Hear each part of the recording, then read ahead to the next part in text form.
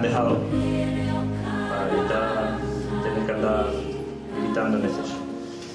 Bueno, lo primero que tengo que decir, efectivamente, es que para mí es un placer estar aquí hoy con todos vosotros en el instituto, donde yo hice mi educación secundaria, de donde ya me fui a la universidad a Sevilla a estudiar Derecho. En aquella época todavía no estaba la facultad en Huelva. Tengo que agradecerle a José Antonio sus amables palabras. Tengo también que decir que efectivamente he tenido la oportunidad de viajar mucho en estos años dedicados a la cooperación internacional y te das cuenta de algunas cosas, sobre todo que muchos tópicos no son ciertos, aunque algunos sí que lo son. Por ejemplo, ese de que los andaluces son tan exagerados como se puede demostrar por las palabras que acaba de decir, que eso del fiscal intachable y la persona tan importante. No soy tan importante ni muchísimo menos, pero bueno.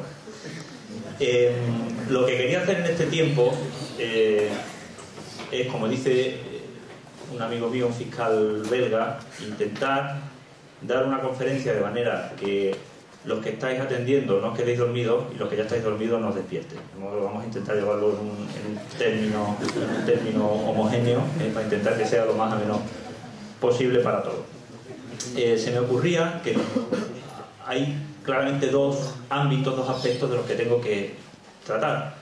En primer lugar, sobre la fiscalía, sobre qué es ser un fiscal, puesto que yo voy a hablar de mi experiencia y profesionalmente pertenezco a la carrera fiscal. Actualmente trabajo en la Fiscalía General del Estado y es una institución de la que todos, me imagino, habéis oído hablar, oís hablar continuamente en los medios, y no siempre todo el mundo tiene muy claro qué es la Fiscalía, qué es el Ministerio Fiscal y qué es un fiscal, ni siquiera los que escriben en esos medios.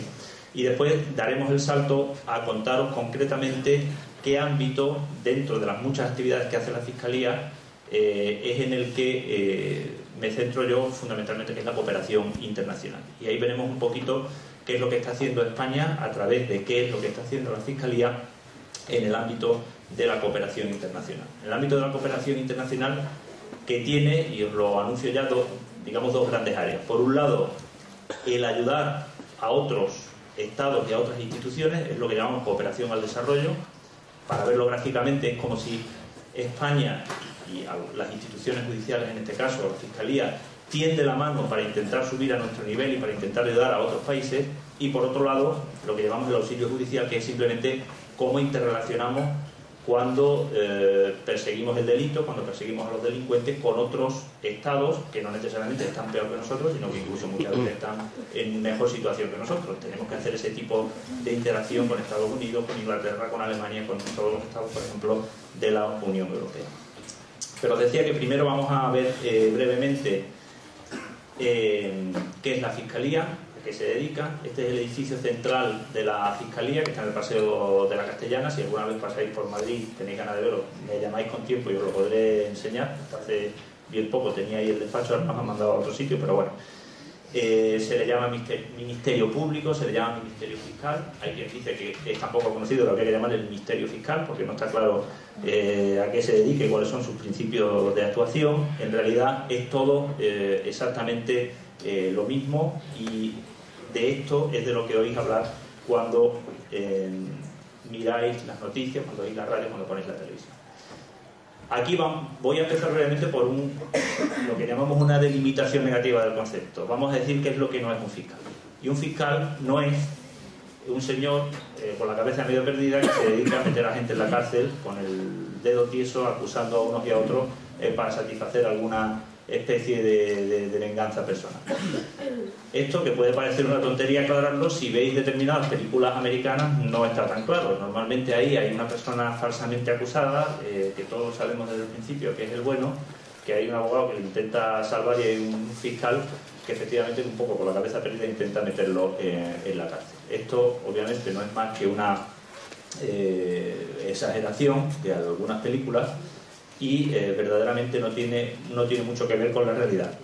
Cuando hay delincuentes, cuando hay crímenes tan graves, muy al contrario, la persona que intenta, digamos, restaurar el orden social, intenta que se cumpla la ley, intenta, por tanto, a quien la ha roto en su grado máximo, en aquellas acciones que podemos entender como más reprochables, y quiere, por tanto, restaurar el orden anterior, creo que más bien debería corresponderle el papel de bueno de la película, digamos, y no el de malo de la película. En el sistema además español, es importante también que lo sepáis, el fiscal tiene la misión de acusar cuando cree que hay que acusar y dejar de acusar o defender cuando cree que no hay suficientes datos como para mantener esa acusación. Y si seguís más o menos en profundidad algunas de estas noticias, veréis que no siempre la Fiscalía está presente en algunos procesos penales acusando, pidiendo por tanto una pena, pidiendo por tanto que alguien ingrese en prisión, sino que hay veces en los que está presente precisamente pidiendo todo lo contrario. Por tanto, la imagen real de un fiscal se parece bastante más a esto, por todo hasta que consigamos llegar a eso que llaman la justicia electrónica para evitar los papeles, hasta aquí de procedimientos, hasta aquí de papeles, que no a la que veíais anteriormente y sobre la que os he hablado. Pero, y voy a intentar referirme lo menos posible a datos y a puntos concretos de la ley para no aburriros, pero aquí sí que creo que es importante que veamos qué es lo que dice la propia Constitución respecto del papel y respecto de lo que le corresponde hacer al Ministerio Fiscal, a la Fiscalía. Y ahí lo tenéis contemplado en el artículo 124 de la Constitución, que está bajo el título sexto, que a su vez está dedicado al Poder Judicial, donde dice que nos corresponde promover la acción de la justicia en defensa de la legalidad, en defensa de los derechos de los ciudadanos, en defensa del interés público tutelado por la ley, velar por la independencia de los tribunales y procurar de esto la satisfacción del interés social. Es decir, cuando un fiscal está pidiendo o está promoviendo la persecución penal de determinados delitos, lo que está haciendo es defender los derechos de la globalidad de los ciudadanos que tienen derecho a vivir en una sociedad en la cual no se cometan delitos impunemente. Es más, no solamente en materia penal interviene el fiscal, sino también interviene en materia civil, digamos, la materia que regula las relaciones entre particulares, siempre y cuando hay personas que no pueden valerse por sí mismos o que no tienen quien les defienda sus intereses. Por tanto, corresponde también al fiscal en ese caso, precisamente por aplicación de un principio de protección del interés público, de protección del interés de la ley, defender los derechos de estas personas. Se parece, por tanto, más, y volviendo otra vez a los arquetipos del fiscal, a aquellos dedicados a perseguir a malandrines y a aquellos dedicados a proteger a los desvalidos y menesterosos. Por tanto, quizás un poquito más, una figura más suave o más agradable, como sería, por ejemplo, la de Don Quijote, que a la que veíamos al principio. Todo esto, además, muchas veces me gusta traer la comparación con el Quijote, porque cuando vemos la falta de medios con la que tenemos que trabajar muchas veces, la falta de comprensión hacia la posición que muchas veces mantenemos, te da la impresión de que verdaderamente están peleando contra molinos de viento. Todo esto lo hacemos en base a una serie de principios, principio de legalidad, principio de parcialidad, que es decir que el fiscal siempre actúa conforme le dicta la ley y siempre actúa de manera imparcial, es decir, no tiene interés directo ni indirecto en ningún pleito. Como os decía anteriormente, a mí cuando acuso a una persona no me pagan más si consigo que le condenen, ni pierdo dinero si me lo absuelven. Por tanto, eso que quede absolutamente claro, no hay ningún tipo de estadística personal, ningún prurito que a mí me lleve a intentar conseguir una condena antes que una solución, más que obviamente el convencimiento de que conforme a la ley, conforme al sentido común, esto es razonable, es necesario y por tanto por eso se sostienen las acusaciones. Y además internamente tenemos el principio de unidad de actuación y dependencia jerárquica, al que me referiré brevemente a continuación. Esto que veis, por cierto, es el salón de dentro del palacio que veíais anteriormente, en la sede de la Fiscalía. Detrás justo de la lámpara, a la izquierda, ahí estaba mi despacho. Ahí ya no os podré recibir porque ya me han cambiado de edificio, pero bueno, de todas maneras, como digo, si alguno tenéis interés sí que os lo podría enseñar. La estructura que tiene la Fiscalía es una estructura piramidal. Es una estructura piramidal porque es una institución jerárquicamente organizada. Arriba está el fiscal general del Estado y abajo estamos, digamos, los demás fiscales. Fiscales a nivel provincial, fiscales a nivel de comunidad autónoma, fiscales en determinadas fiscalías especiales que actúan sobre todo el territorio, como la Fiscalía Antidroga, como la Fiscalía Anticorrupción, como la Fiscalía de la Audiencia Nacional, que es, digamos, nuestra Fiscalía Antiterrorista, y los órganos centrales de la Fiscalía General, entre los cuales se encuentra la Unidad de Cooperación Internacional en la que estoy actualmente destinado. Pero sí me interesa resaltar que esa persona que hay ahí arriba y que es la cúspide de la pirámide es el fiscal general del Estado, y que por encima del fiscal general del Estado no hay ninguna otra autoridad dentro de del organigrama ni de la estructura jerárquica del Ministerio Fiscal. Por tanto, lo digo porque suele haber mucha crítica al respecto en los medios. La cúspide del Ministerio Fiscal es el fiscal general del Estado. No hay por encima ni el ministro de Justicia ni el presidente del Gobierno. Es decir, estarán en el nivel protocolario que tengan que estar, pero funcionalmente no hay ningún tipo de relación. De entre todos los órganos que existen dentro del Ministerio Fiscal, me ha parecido que probablemente para vosotros tendría mayor interés conocer algo del fiscal general del Estado, porque es el que más manda entre todos los fiscales y es el más mediático de todos. Se nombra por el rey a propuesta del gobierno. Hay que oír al órgano de gobierno de los jueces y hay que oír también al Parlamento. La idea de esta estructura o de este proceso de nombramiento es que los tres poderes del Estado, el legislativo y el ejecutivo y el judicial, participen en el nombramiento del fiscal general del Estado, aunque es cierto que, digamos, quien tiene la sartén por el mango es el gobierno. La estructura constitucionalmente definida en el artículo 124 es el gobierno el que, digamos, tiene la decisión de decir quién va a ser el fiscal general del Estado. Actualmente se le puede nombrar por 4 años improrrogables, no puede volver a ser nombrado una vez que concluyen estos 4 años. Una vez que se le nombra no se le puede echar. Esto también es una novedad respecto del sistema anterior, salvo que concurra alguna de las causas que aparecen en la ley. Vuelvo a señalar lo de la independencia, en particular del Ejecutivo. No recibe órdenes, no recibe instrucciones. En no pocas ocasiones veréis o habréis visto en los medios como se dice que el gobierno ha ordenado al fiscal general que haga esto o aquello. Eso es simplemente incorrecto, porque eso no puede suceder. Sí puede manifestarle el gobierno al fiscal general digamos, su interés o promover que haga alguna acción, pero en estos casos el fiscal general autónomamente reúne a los fiscales más antiguos, se llaman fiscales de sala, y decide si acepta o no acepta la sugerencia recibida del gobierno. Por tanto, eso no es una orden. Lo podemos definir como queramos, pero evidentemente no es una orden. Y, como decía también, es el máximo superior jerárquico de todos los fiscales. Puede dar órdenes generales por escrito que han de ser cumplidas por todos los fiscales, o puede dar también órdenes particulares al fiscal en concreto que esté llevando un determinado caso. Con esto creo que está más o menos clara la figura y el papel del fiscal general. Si después tenéis cualquier tipo de duda, tanto sobre esto como sobre cualquier otra cosa, por supuesto, tendremos tiempo para volver sobre la materia. Y me interesa también resaltar aquí una serie de especialidades que se han puesto recientemente en funcionamiento en la Fiscalía General sobre aquellas materias que se han entendido más importantes para la sociedad.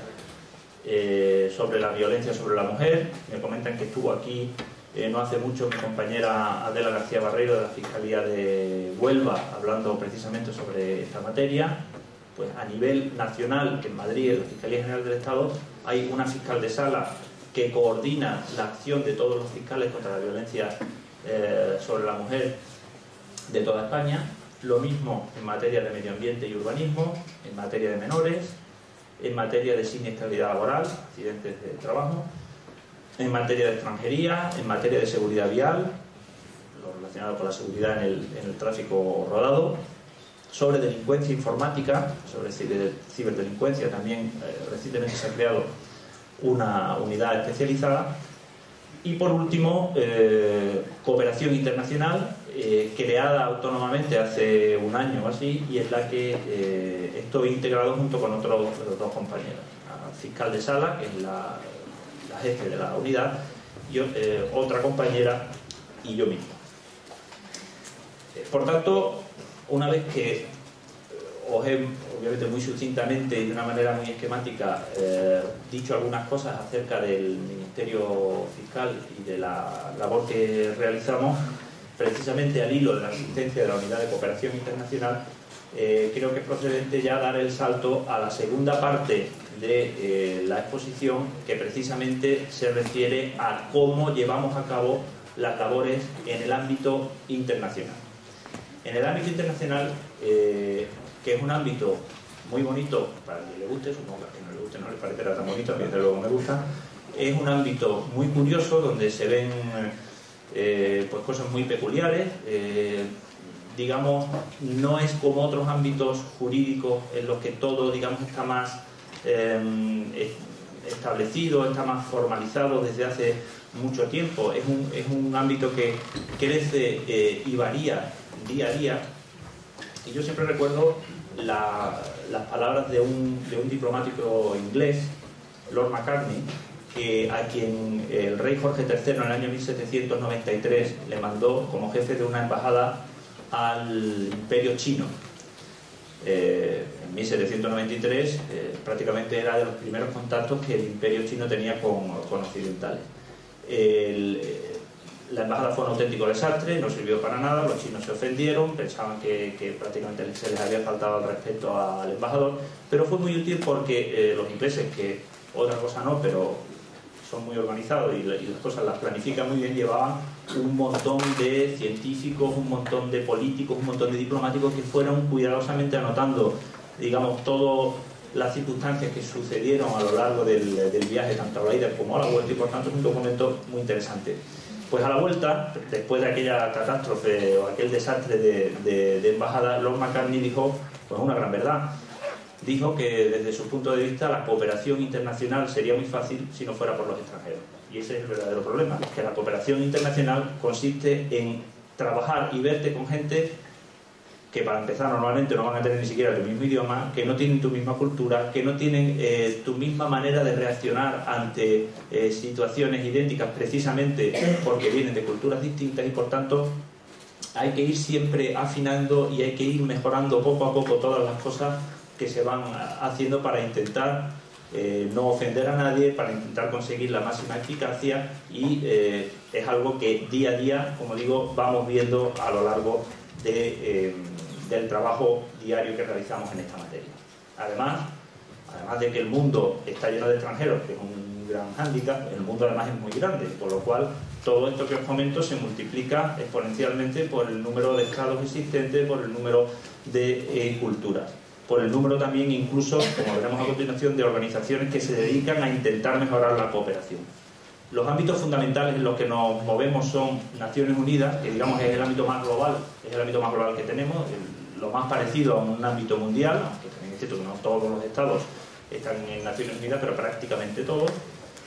En Europa, que es donde con diferencia, y esto también, bueno, es una obviedad, pero conviene resaltarlo, donde con diferencia más se ha trabajado y más se ha mejorado en la materia de cooperación internacional, hay que distinguir diversos ámbitos. Tenemos el Consejo de Europa, que prácticamente engloba a la totalidad de los estados europeos, pero tampoco a todos. Por ejemplo, el Vaticano está fuera del Consejo de Europa.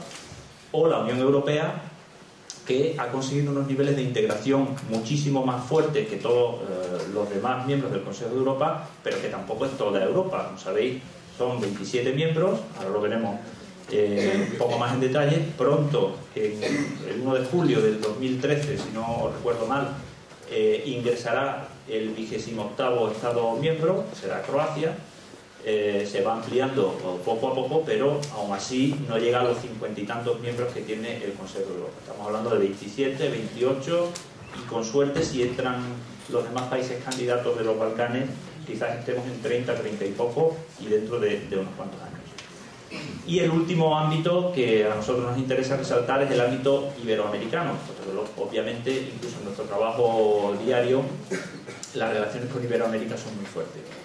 Por ejemplo, en la distinción que os hacía al principio, con Iberoamérica, sobre todo trabajamos en cooperación al desarrollo, es decir, en intentar ayudarles a que sus instituciones mejoren, a que su legislación mejore, y a intentarla acercar al nivel que afortunadamente disfrutamos en España, mientras que dentro de la Unión Europea, aun cuando también hay apoyo a determinados países, digamos, menos desarrollados, sobre todo del área de los Balcanes, el foco principal se coloca en cómo nos ayudamos mutuamente cuando estamos dedicándonos a eso, que es el crimen transnacional, la delincuencia transfronteriza, que de ser una cosa totalmente rara y esporádica ha pasado a estar hoy día, pues efectivamente, absolutamente a la orden del día. Os decía que el follón institucional puede ser considerable y simplemente a modo de ejemplo, no tiene tampoco más importancia, os he puesto ahí la serie de círculos que se solapan, que se interseccionan, que existen dentro de Europa, dentro de un marco geográfico que parece ser es el más homogéneo. Tenemos países que son del Consejo de Europa, tenemos países que son los que están dentro, que solamente son los de la Unión Europea. A su vez hay otros círculos concéntricos como la zona euro, que siendo de la Unión Europea no son todos los miembros de la Unión Europea. El área de Schengen, que es el área, digamos, de libre circulación, de eliminación de fronteras, entre comillas, no incluye a todos los miembros de la Unión Europea, pero sí a algunos que no son de la Unión Europea. La Asociación de Libre Comercio Europeo también incluye a otra serie de estados, por lo cual, incluso dentro de Europa, cuando tenemos que trabajar como fiscales y cuando tenemos que ver qué instrumentos jurídicos tenemos para perseguir a un señor que se ha fugado con dinero o que ha cometido un delito y se ha escapado, tenemos también que mirar muy mucho con qué país tenemos que entendérnosla para saber si podemos utilizar una batería de instrumentos legales o si por el contrario tenemos que recurrir a otro grupo de tratados, de convenios o de instrumentos legales que nos permitan cumplir con nuestra función. Pero como os decía antes, voy a dedicarme ahora básicamente a lo que es digamos el verdadero ámbito en el que se ha producido un mayor éxito en cuanto a la integración de los estados y en cuanto a la mejora de la cooperación internacional, que es el de la Unión Europea. La Unión Europea, con sus 27 países, con sus 28 dentro de poco y sus 30 y pocos esperemos en un futuro, que ya engloba a casi 500 millones de ciudadanos. Esto nos coloca prácticamente en la tercera entidad política en el mundo actual, por número de habitantes, después de China, después de la India. Para que os hagáis una idea, Estados Unidos está en torno a los 200 millones de habitantes, Rusia está en torno a 120 millones de habitantes, por lo cual, aunque la vemos tan grande en el mapa, en realidad desde el punto de vista de importancia demográfica no se puede o no debería compararse con los 500 millones de habitantes de ciudadanos que hoy día tiene la Unión Europea. Es verdad que también el nivel de integración no es el mismo en la Unión Europea que, digamos, en un Estado tradicional, un Estado-nación, de los que tradicionalmente hemos estudiado. Ahí os he puesto simplemente un ejemplo de la expansión territorial que se ha ido produciendo a lo largo de los años, hasta llegar a la extensión actual. Esta extensión territorial no solamente ha sido territorial, sino también ha sido en materia de competencia. Inicialmente, cuando en el año 52 empezaban los 6 países fundacionales, poco más que se intentaba que evitar que volviera a haber una guerra en Europa. Por eso lo único que se hizo fue controlar aquellas partes de la economía, concretamente de la energía en este caso, que eran imprescindibles para empezar una guerra: el carbón, el acero y la energía atómica, poniendo esos tres sectores en manos de una autoridad internacional, que inicialmente eso es lo que era la Comunidad Económica Europea, el Euratom y la Comunidad del Carbón y del Acero. Se intentaba evitar que en un futuro pudiera volver a desatarse una guerra entre europeos. Estaba, como veis, por el año muy cerca el fin de la Segunda Guerra Mundial. Y poco a poco esto se fue ampliando hacia otros sectores, se fue potenciando el comercio, se llegó ya a hablar del mercado común y con posterioridad otros aspectos más de unión política y de unión, esperemos, estamos en ello ahora, judicial se fueron añadiendo. Hasta hace bien poco el hecho de que podáis votar, o que podréis votar en las próximas elecciones al Parlamento Europeo, era poco menos que una quimera. Que hubiera un órgano legislativo a nivel europeo, a nivel de la Unión Europea, que los ciudadanos pudieran elegir directamente, era algo impensable cuando se fundó la Comunidad Económica Europea. Y en cambio, pues ya lo tenemos desde el año 92 perfectamente puesto en vigor y utilizado día tras día. Otra cosa que contribuye poco a arreglar el mare magnum que existe en la Unión Europea es la existencia de 23 lenguas oficiales, que serán 24 cuando ingrese Croacia, que obviamente traerá también el croata como lengua oficial. En realidad, como ahora os diré que el gran éxito y la gran baja de la Unión Europea ha sido el potenciar enormemente la comunicación directa entre las autoridades judiciales, hablamos jueces y fiscales, una pregunta que surge automáticamente es, bueno, ¿y cómo consigue uno entenderse directamente cuando un fiscal de Huelva tiene que llamar a un fiscal de Lituania o a un fiscal o a un juez de Dinamarca? Y la respuesta es que hay una serie de mecanismos que intentan ayudar. La Red Judicial Europea, que como ha dicho José Antonio, soy uno de los puntos de contacto, intenta, digamos, acercar a los jueces y fiscales individuales, pero básicamente, y os lo digo para todos aquellos que tengáis interés en dedicaros a estas materias, la lengua franca que se utiliza es el inglés.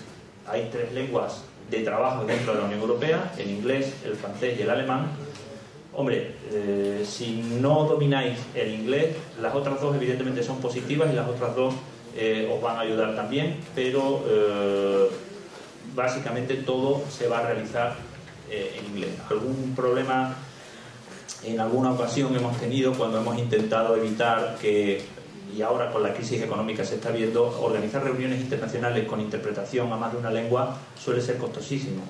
Y ahora se está notando con la crisis económica que cada vez más en las reuniones internacionales, aquellas que por su carácter absolutamente oficial no pueden hacerlo de otra manera, lo único que se utiliza como lengua de trabajo es el inglés, por lo cual el ahorro es enorme, porque no hay que tener intérpretes, no hay que tener cabina, y poco a poco la tendencia, yo creo que imparable, es a que todo se vaya realizando desde el inglés al inglés, y así es como nos tenemos que ir entendiendo con nuestros colegas. La Unión Europea, ahí la tenéis, y los centros, digamos, importantes en la Unión Europea. Bueno, veis que están rayados los países candidatos. Croacia, como ya os he dicho, ingresará inmediatamente. Macedonia, que tiene toda la negociación cerrada, verdaderamente el único problema que tiene es el problema del nombre, que los griegos siguen bloqueando el acceso de Macedonia porque no les gusta que Macedonia se llame Macedonia, puesto que la parte norte de Grecia recibe el mismo nombre, que es un problema político, en fin, difícil de entender, pero básicamente yo diría que, hasta donde yo sé, probablemente sea el único dato objetivo que esté bloqueando el acceso de Macedonia a la Unión Europea. Y Turquía, que Turquía ya es otra cuestión, porque como sabéis hay más dudas, hay más reticencias, es un país muy grande, es un país que traería muchísimos ciudadanos a la Unión Europea. El peso específico de Turquía es un peso específico que a algunos Estados miembros grandes les produce cierto respeto, cierta prevención, y es una cuestión de la que no me atrevo a decir cómo termina.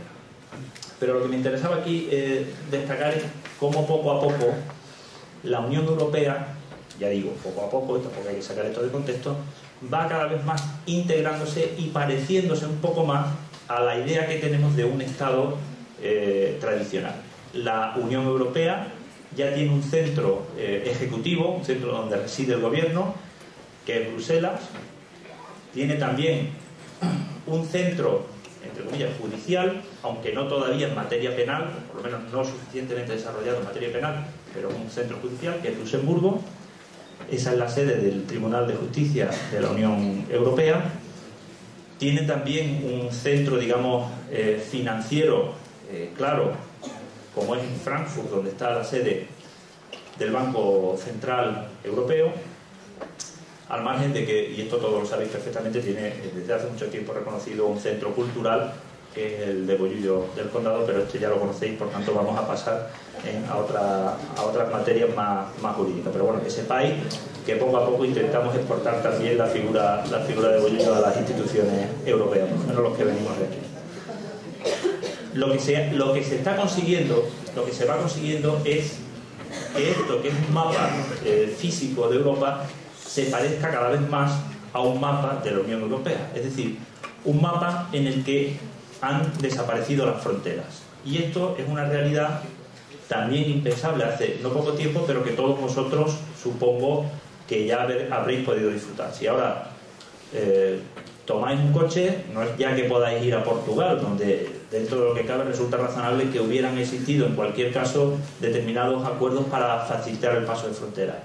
Es que os subís hasta Lituania, o os subís hasta Dinamarca, o os subís hasta Finlandia y no encontráis ni un solo puesto fronterizo en el que tengáis que enseñar ni un solo documento de identidad. Al margen de que si os pasáis con la velocidad os pare la Guardia Civil de Tráfico o la correspondiente en el que os encontréis. Esto que vosotros ya dais por hecho, porque prácticamente no habéis conocido otra cosa, es algo que costó muchísimo. Pero es algo que desde el punto de vista de la justicia penal, a nosotros como fiscales sí nos plantea un problema. Y el problema es que la falta de frontera, que para vosotros es algo positivo y que podéis disfrutar, es algo que existe igualmente para los delincuentes. Un delincuente que comete un delito grave en España es un delincuente que en prácticamente nada de tiempo lo podemos tener en la otra punta de Europa sin casi posibilidad de haberle hecho ningún control intermedio para poder detectar su paso. Si va en avión, hay el mínimo control de que tienes que enseñar tu documento nacional de identidad, pero como digo, si se pilla un vehículo y se va por carretera, prácticamente es imposible. Por tanto, este es el verdadero problema con el que estamos ahora trabajando desde la Unión Europea. Que esto, que es una Europa sin fronteras para los ciudadanos, desde el primer momento se convirtió necesariamente en una Europa sin fronteras para la comisión de los delitos, mientras que nosotros, digamos, las fuerzas del orden y las autoridades judiciales seguimos sometidos a 27 policías distintas en cada uno de los Estados miembros. En realidad muchas más de 27 policías, porque en España habría que encontrar policía, Guardia Civil, Mossos de Escuadra, Ertzaintza, y multiplicar esto por los 27 Estados miembros de la Unión. Y en materia judicial, además, nos metimos de forma pues, particularmente rara los colegas de otros países. Los más serios son los españoles, son los de allí, las dos chicas de allí, que como veis, por lo menos vamos sin peluca, gracias a Dios. Y además, cada uno de estos sistemas judiciales, con su sistema procesal, con su código penal, con su definición de delitos, con sus tipos de penas distintos para el mismo hecho, con sus distintos plazos de prescripción. Sabéis que es el tiempo transcurrido el cual ya no se puede perseguir un delito. En España, para un determinado delito, el plazo pueden ser 2 años, pero en Italia puede ser 1 año. ¿Qué pasa si el que ha cometido el delito se me va a Italia y cuando yo intento que me lo traigan me alega que allí en el sitio donde él está ya el delito ha prescrito? Es decir, son un montón de problemas prácticos a los que poco a poco, a través de las instituciones y de los mecanismos que ahora os mostraré, estamos intentando poner remedio para que, sin necesidad de volver a levantar las fronteras, que obviamente eso es algo que nadie considera como positivo, podamos efectivamente conseguir llegar a esa justicia sin fronteras a que me refería al principio de la presentación. ¿Y cómo intentamos mejorar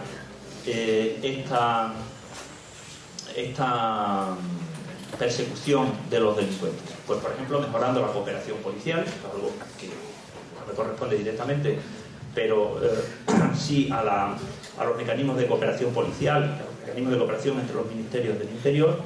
Por ejemplo, ya desde el acuerdo de Schengen existe lo que se llama la persecución policial en caliente, es decir, que si vas persiguiendo a un delincuente y este delincuente cruza una frontera de Estado, la policía no está obligada a frenar inmediatamente y a ver cómo se aleja carretera adelante, que también lo habréis visto, hermano, en alguna película americana cuando se trata de cruces entre estados de la Unión. Está regulado y permitido que efectivamente se pueda continuar la persecución dentro del territorio de otro estado, precisamente para intentar fomentar la efectividad. Como os decía, entre autoridades judiciales, entre jueces y fiscales, nos tratamos directamente cuando tenemos procedimientos, cuando tenemos dudas. Existe una red judicial europea en la cual estamos una serie de puntos de contacto que ponemos nuestro granito de arena para ayudar a aquellos compañeros que tienen este tipo de problemas. Se crean equipos conjuntos de investigación. Con Francia, por ejemplo, tenemos muchísimos, casi, no todos, pero la mayoría hasta ahora, centrados en el ámbito del terrorismo, en el cual hay miembros de la policía o de la Guardia Civil española, miembros de la gendarmería francesa, que trabajan conjuntamente e indistintamente en este o en aquel lado de la frontera, y que las autoridades judiciales de ambos países pueden utilizar la prueba y la actividad investigadora que ellos han llevado a cabo, y poco a poco, como os decía, intentar construir un espacio judicial europeo, por ejemplo con la Orden Europea de Detención. Si recordáis el asunto de Wikileaks, el fundador de Wikileaks, Julian Assange, un canadiense que tenía una denuncia por agresión sexual en Suecia. Este señor estaba en Canadá tan tranquilamente. Esa denuncia por agresión sexual dio origen a que un fiscal sueco dictara una orden europea de detención, de manera que cuando este señor puso el pie en Londres, para lo que fuera Londres, inmediatamente fue detenido y fue puesto a disposición judicial para su traslado a Suecia para responder por los hechos que allí se le imputaban. Estas cosas que ahora parecen como que van de suyo y parecen hasta razonables, hasta hace bien poco, cuando digo hace bien poco es hasta hace 10 años, simplemente no existían en la realidad. Uno de los elementos que más apoyaron la creación de la Orden Europea de Detención fue el atentado del 11 de septiembre contra las Torres Gemelas. Ahí fue cuando los Estados miembros se dieron cuenta de que había que hacer algo. En aquella época además estaba España con la presidencia rotatoria de la Unión Europea en el año 2002, y se impulsó particularmente este instrumento como una manera fácil, rápida y efectiva de que los delincuentes que cruzaban la frontera pudieran rápidamente ser aprehendidos y ser traídos ante la autoridad judicial que los reclamara, sin perjuicio de que obviamente después en el lugar en el que era entregado tiene que tener una serie de derechos, de garantías, un procedimiento, un proceso debido y todas las posibilidades para defenderse. El hecho de que se entregue a Suecia, en el caso de Wikileaks o en cualquier otro caso, no quiere decir que vaya a ser condenado. Otro caso que quizás os suene es el del Solitario, este delincuente que atracó dedicado a atracar bancos. Finalmente fue detenido en Portugal y ahora cíclica está cumpliendo pena en Portugal, pero cada cierto tiempo los portugueses lo ceden a España para que se vayan celebrando los distintos juicios que tienen por causa en España, de manera que cuando termine de cumplir la pena en Portugal será trasladado a una prisión española para acabar de cumplir los 40 y tantos años que creo que ya tiene impuestos en una de las causas en Navarra. Eurojust es otra manera de reaccionar de la Unión Europea. Es la unidad de coordinación de investigaciones judiciales a nivel de la Unión Europea. Tiene la sede en La Haya, ahora veremos la sede, tiene la sede en La Haya y se dedica precisamente a intentar coordinar todas estas cosas que antes nadie coordinaba y por tanto solo redundaban en beneficio de los delincuentes. La Fiscalía Europea está en el Tratado de Lisboa, está todavía por crear. España está insistiendo particularmente en crear un fiscal europeo que pueda actuar para determinados delitos a todo lo largo y ancho de la Unión Europea, y es algo que puede efectivamente resultar interesante si finalmente conseguimos, digo conseguimos porque en fin, parece que España, que lo colocó en las prioridades de su presidencia, tendría cierto interés en que fuera así, aunque es cierto que es difícil. La Fiscalía Española, la Fiscalía General del Estado también ha potenciado dentro del ámbito de nuestras competencias, que en esta materia tampoco es mucho más que los estudios, digamos, técnicos, la existencia o el establecimiento de una Fiscalía Europea. Esta es la sede de Eurojust en La Haya, a la que me refería. En Eurojust hay un representante por cada Estado miembro. Este representante, digamos, representa las autoridades judiciales de cada Estado miembro. Se reúnen no siempre los 27, sino a lo mejor si hay un caso concreto donde hay 5 Estados miembros involucrados, son estos 5 los que se reúnen y después mantienen reuniones con los fiscales o jueces de instrucción que en cada país concreto lleva una determinada investigación. La semana pasada, sin ir más lejos, recibimos una petición de coordinación por parte de Eurojust. Había un entramado de empresas que estaban haciendo fraude de IVA en 5 o 6 países distintos, por tanto se consiguió hacer una coordinación para algo que, como digo, hasta antes de ayer era imposible, es organizar entradas y registros en las sedes de las empresas, que tienen sedes obviamente en muchísimas, en diversos Estados miembros, para que se hicieran a la vez, el mismo día, a la misma hora, en Luxemburgo, Portugal, Alemania, Italia y España. Eso es algo que no sale de suyo, que es muy complicado, pero que gracias a instituciones como Eurojust, poco a poco, con fallos, no todo sale como nos gustaría siempre, pero está produciendo una serie de frutos. Y os decía que junto con lo que estamos haciendo en la Unión Europea, que es lo más, digamos, lo más claro, lo más avanzado, sobre todo en materia de auxilio judicial, de igual a igual, para entendernos, tenemos también lo que se hace a nivel global, la Corte Penal Internacional. Si os fijáis, no es que se parezcan mucho a las sedes judiciales, es que es la misma sede. El bloque de la derecha, digamos, es Eurojust, y el de la izquierda es la Corte Penal Internacional, que también tiene sede en La Haya. La idea de la Corte Penal Internacional es, digamos, un poco distinta. Se parece quizás un poco más a estos ámbitos de la cooperación en los que se ayuda a otros que no pueden, digamos, llevar a cabo su tarea como deben, a que bien lo suba hasta determinados estándares, o en este caso a que permitan que un organismo internacional sea el que realice esta función. Está muy conectado también con lo que hace las Naciones Unidas en materia de mantenimiento de la paz.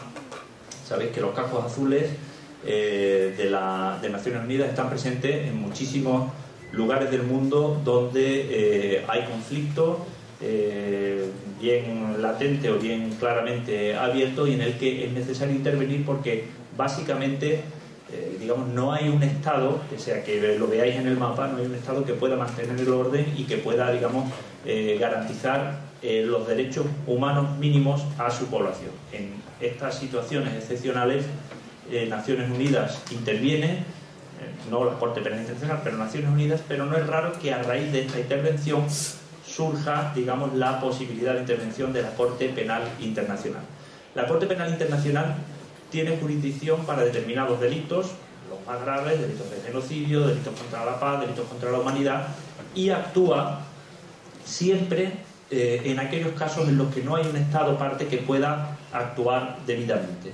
Cuando el Estado, en cuyo seno o en cuyo territorio se cometen estos delitos, no puede actuar porque no tiene suficiente capacidad, o no quiere actuar porque en algunos casos puede ser el causante de estos delitos, en estos casos es cuando puede, y de hecho está interviniendo, la Corte Penal Internacional. La Corte Penal Internacional, que por cierto nos siguen insistiendo en que tiene una infrarrepresentación de españoles muy notable, por lo cual, aquellos de vosotros que tengáis interés en preparados para la materia, ya sabéis, lo que a algunos les recomendaba anteriormente en Petit Comité, hay que trabajar el inglés porque si no es muy difícil irse a trabajar fuera, pero hay posibilidades y hay maneras de trabajar en organismos internacionales, porque además los españoles estamos, como digo, particularmente infrarrepresentados. No es que nos vayan a echar para atrás, hay también una serie de ratios por país de origen, y al menos esa dificultad no la tendremos. Ahí en ese mapa del mundo están marcados los países que son parte de la Corte Penal Internacional, del Estatuto de Roma.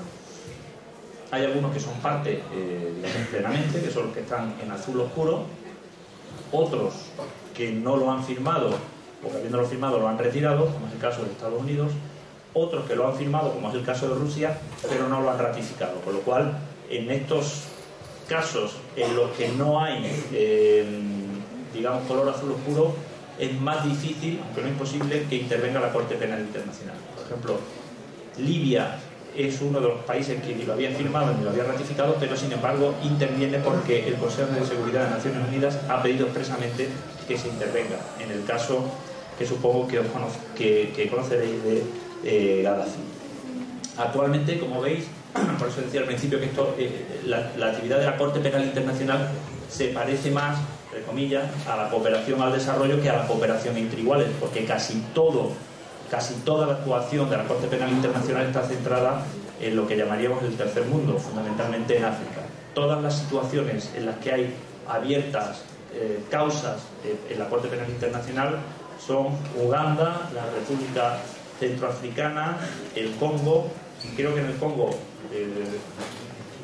la semana pasada se dictó por fin la primera sentencia condenatoria por la Corte Penal Internacional contra uno de los líderes, el 14 de marzo, creo que es la primera sentencia.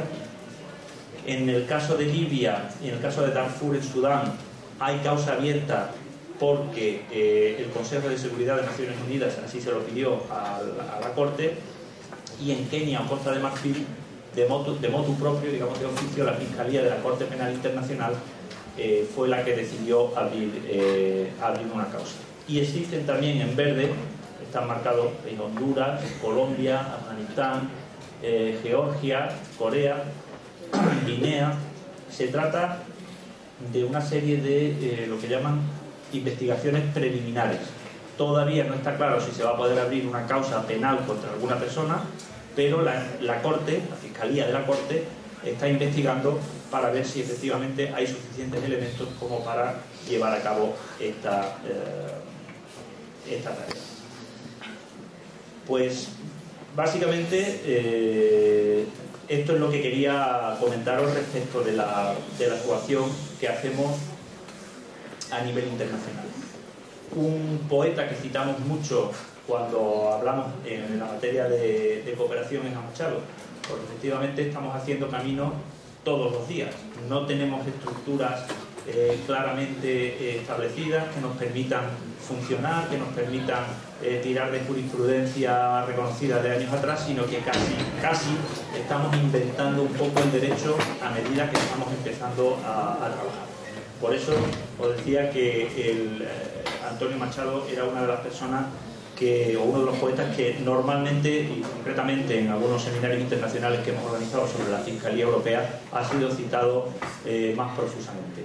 Y para terminar quería simplemente indicaros que además de que cabe la parte positiva de que estamos haciendo camino cada día con las nuevas ideas o los nuevos modos de cooperación que estamos desarrollando, os digo lo que le dije en una conferencia a fiscales y jueces holandeses, precisamente en La Haya, en Holanda, que precisamente nosotros, los españoles, más que ninguno, sabemos que no hay ninguna tarea, no hay ningún objetivo que por muy difícil y por muy inalcanzable que nos parezca, no pueda llegar a conseguirse si se trabaja lo suficiente y si se cree suficientemente en el objetivo que nos marcamos. Como os digo, este fue el final de la conferencia que hice en Holanda. Simplemente fue para descartarles que no había nada imposible, aunque es verdad que muchos se me enfadaron y después dijeron que sí estaban intentando tomarles el pelo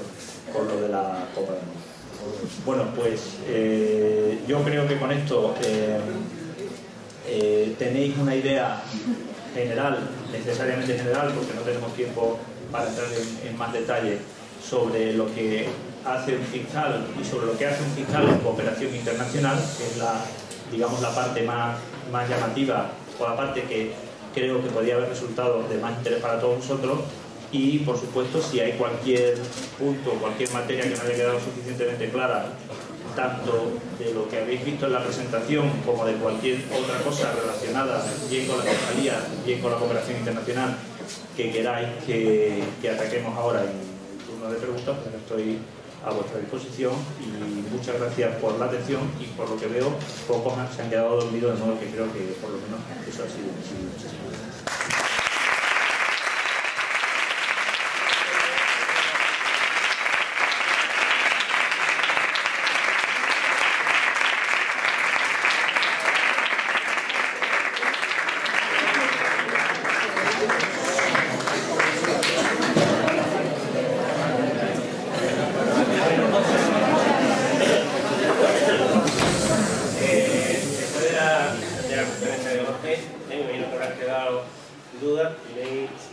tuvo que hacer, aprovechar porque ocasiones como esta, ponga, venga, que se anima. Sé que estamos en el recreo, todo ese tipo de cosas, pero bueno. ¿Vale? Por lo menos una pregunta que no digas que los segundos se ha morido. Yo no sé si este tema le concierne tanto por lo que has diciendo, pero yo quisiera saber más sobre lo de Anonymous y los conflictos en la red y todo el cierre de Megaupload, cosas que se han Son cosas distintas. Distintas en el sentido de que el cierre de Megaupload está relacionado con la protección de los derechos de propiedad. Derechos de propiedad que se extienden, como bien sabéis, no solamente a que si el coche es mío, sino a que si yo he hecho una determinada obra artística, literaria, tengo también los derechos sobre esa obra. Por tanto, las descargas ilegales están afectando negativamente a este derecho de propiedad.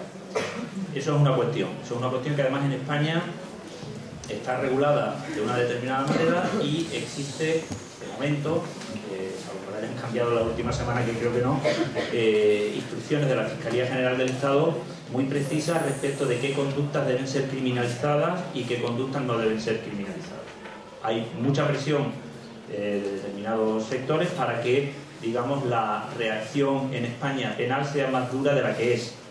De modo que eso va por un lado. Es un debate legislativo, un debate que a nosotros como fiscales en realidad no nos corresponde. Como ciudadanos podemos dar nuestra opinión, pero haremos lo que la ley nos diga que hagamos. Si se decide, digamos, reforzar la protección penal y se decide, como ya de hecho hay una ley recientemente aprobada y un reglamento de seguir por esa vía, pues a nosotros lo que nos corresponde es simplemente aplicar la ley y haremos lo que se nos indique.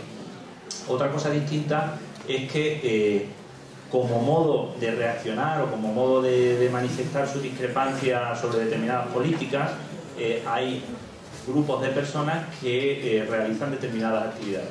Si la actividad consiste en hacer una manifestación en la calle, tendrá una serie de consecuencias. Si durante la manifestación hace según qué cosas, tendrá otras consecuencias. No es lo mismo manifestarte pacíficamente, que no hay ningún problema, que manifestarte, quemar coches y romper escaparates.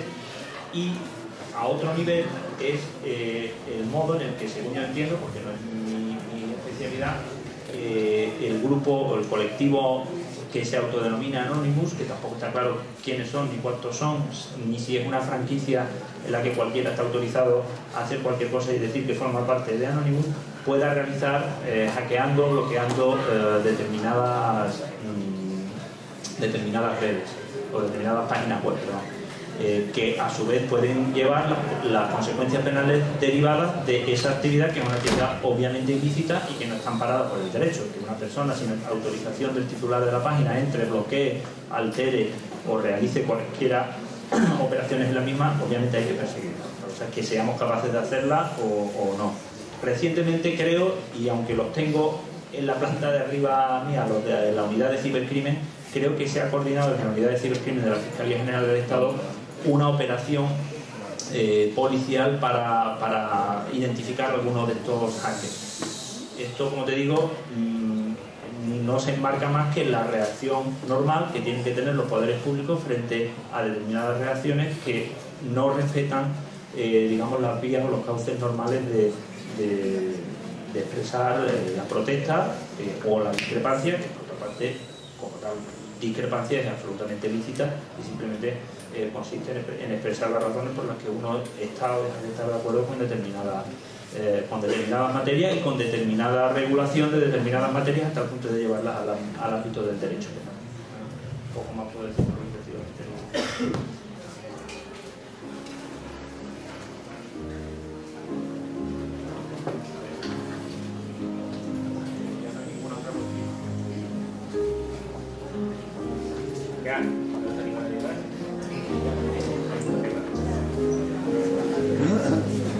Bueno, pues vamos ahora a Jorge, que estado aquí y bueno,